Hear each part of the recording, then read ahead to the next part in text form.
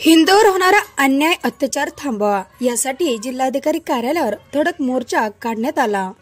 जालना जिल्ह्यातील विविध ठिकाणी आंदोलने मोर्चे काढण्यासाठी असंख्य हिंदू समाज बांधव यांनी बांगलादेशमधील हिंदूवर धर्माच्या आधारावर होत असलेला अत्याचार थांबवावेत यासाठी आज दिनांक 10 डिसेंबर रोजी मंगळवारी जालना येथे अंबड चौफुली ते जिल्हाधिकारी कार्यालयापर्यंत पायी चालत बांगलादेश हिंदू न्याय यात्रेत सहभाग घेतला।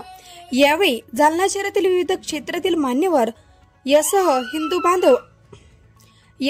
हिंदू बांधव आणि भगिनी मोठ्या संख्येने यावेळी उपस्थित होते। Bureau reporter Mahamay news Jalna.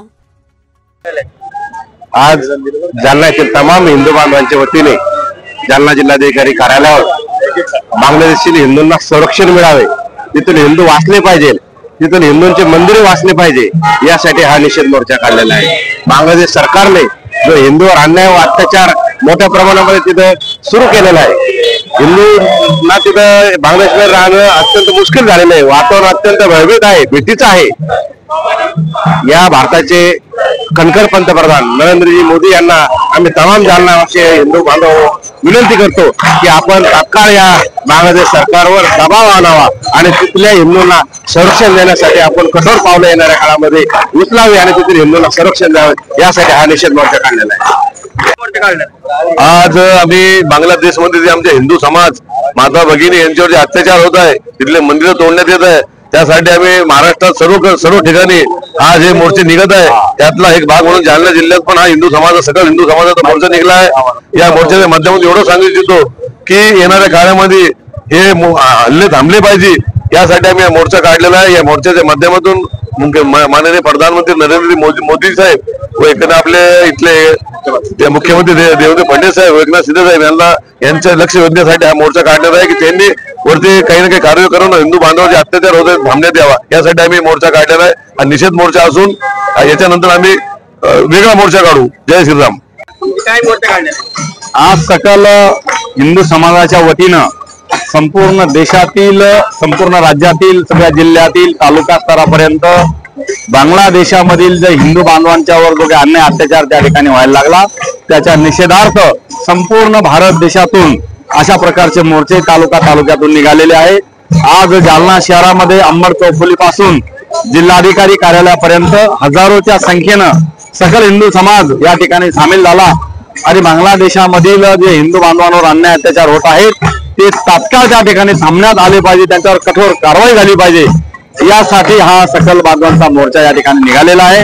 आपल्या देशाचे पंतप्रधान नरेंद्रजी मोदी आणि संपूर्ण केंद्र सरकारच्या माध्यमातून बांगलादेशातील घुसखोरांवर अन्याय अत्याचार जे करतात अशा लोकांच्या मुसक्या त्या ठिकाणी आवळल्या गेल्या पाहिजे म्हणून सगळा हिंदू समाज बांधव आज रस्त्यावर उतरलेला आहे।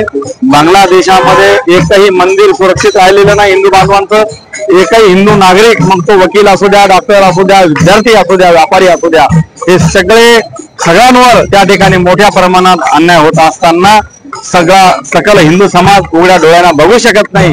रस्त्यानं चालताना एखादा ऍक्सिडेंट जर झाला तर चालणारा नागरिक त्या ठिकाणी थांबत असतो आणि म्हणून बांगलादेशातील जनतेला असं वाटू नये की आमच्या सोबत कोणीच नाही, म्हणून सकल हिंदू समाज भारतातील, हिंदुस्थानातील सर्व त्यांच्या पाठीशी खंबीरपणाने या ठिकाणी उभा आहे आणि म्हणून हा सगळा समाज रस्त्यावर उतरलेला आहे। बांगलादेशात होणाऱ्या हिंदू अत्याचाराच्या विरोधात हिंदू समाजाच्या मंदिरावर अटॅक करणारे जे बांगलादेशी आहे त्या विरोधात आपल्या भारत सरकारने, देवा भाऊ आणि नरेंद्र भाऊनी, मोदीजींनी यांचं लक्ष केंद्रित करण्यासाठी सर्व सकल हिंदू समाजाचा हा मोर्चा काढण्यात आलेला आहे।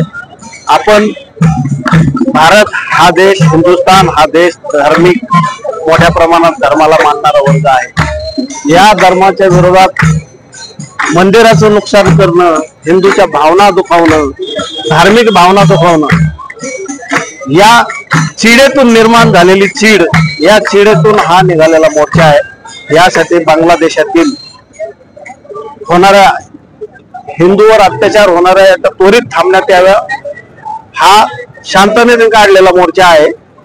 यानंतर इशारे मोर्चे आम्ही काढणार हिंदू समाज. जय श्रीराम.